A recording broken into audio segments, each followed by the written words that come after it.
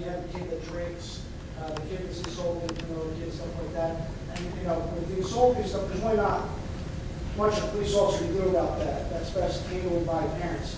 Now, as far as the kids doing criminal mischief, being intoxicated, or being unruly, I would ask, we have almost, more vast majority of cases compared to cops. There's two cops on duty, so we do depend on that call. What my officers are trying to do, if they see a group of kids, they have the time, they're go out basically just walk around to be a high profile. I don't even tell them to move along unless something's observed at that time.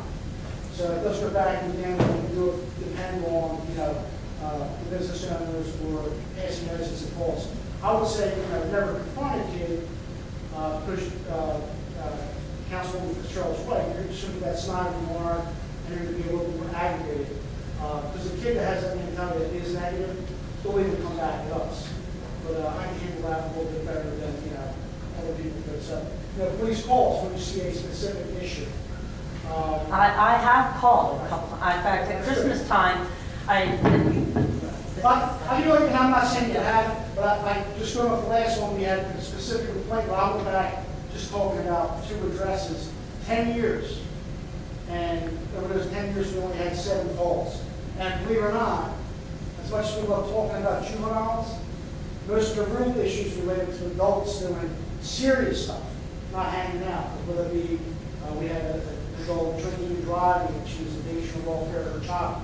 That's a real issue. So you try to keep it in perspective. I think it's a hard thing for me to teach my officers is, we really do have great families, good kids in town. So I don't want to necessarily chase them off for being good. The kid that does something wrong, let's focus on them. And if you're a parent, by all means, another parent or say something derogatory to another kid, it's probably better if they fall from one mom to another. But criminally, if they're hanging out past 10, then chase them off. On the weekday, Sunday through Thursday, Friday and Saturday, it's 11 o'clock, we'll chase them out. Maybe the forum is a PTA meeting.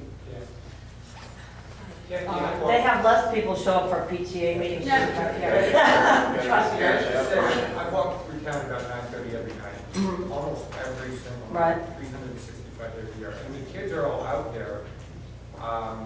But I have to sort of say what the chief was saying.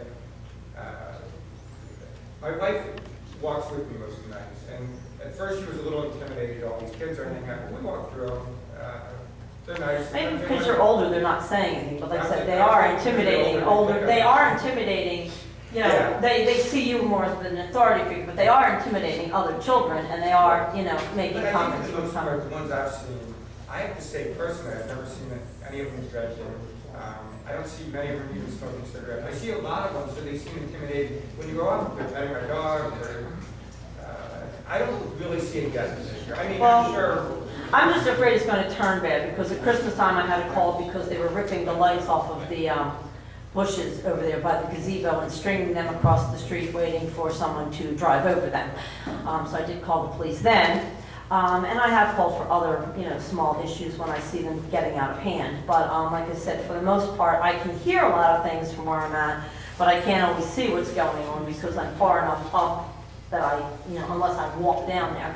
And I really don't want to walk down there and because I really don't care to face them face to face. And it might not be the best thing really to do as a parent because kids will drag, if you have kids, I don't know if you have kids or not. Yeah, that's the other thing, for my daughter's sake. safety. For kids have had an argument.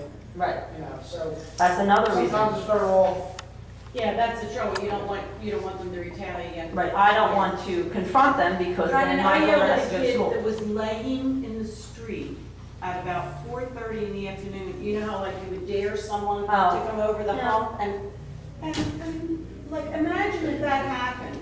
I know. Imagine if that happened. see. Right. Sit down there for a couple of hours. I just might say one thing, just to surmise it, and I appreciate it. It is good that people call. We will do a good job of addressing the situation on the spot. And I think for the most part, overall, that, like I said, I really have no major complaints about the kids in town. They've been great kids, but it doesn't mean we will address situations as they come up. And we do on a daily basis.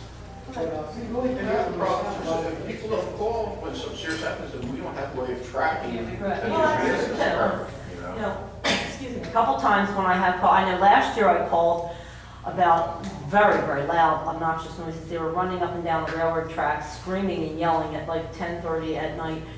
And I called the police, and the officer's response to me was, and I quote, "What do you want me to do? They have a week of summer vacation left."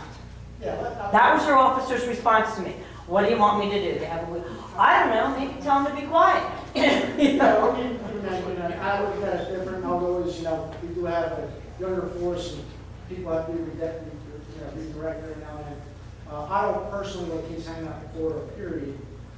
And I would hope that, I know that John's- They don't, so. I know that John's Market tries to shoo them away, because I've been in there before when somebody said, "Oh, they're hanging out there again, I gotta go tell them to move." So I know John's Market moves. And they have done a good job, John's Market. They moved down the block. Yeah, exactly. They moved from John's Market down to the But see, King's. the thing is, like, you kind of have to, we did get John signs, there's a new owner, he maintains it, but some business owners, they may complain about it, maybe it really doesn't bother them too much.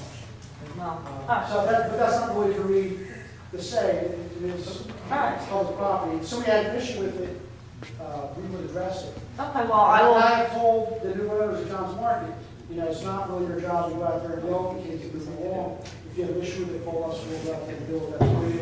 Then maybe you'll be getting more calls from me as I go down there and as I hear more noises, especially, I know next week's gonna be like, it's gonna be like hell week. No, it's gonna be It's rough. gonna be horrible next week. It's the last week before school starts, and they're gonna be. The last 48 years of my life in Indicator, I'd say you're 100% correct.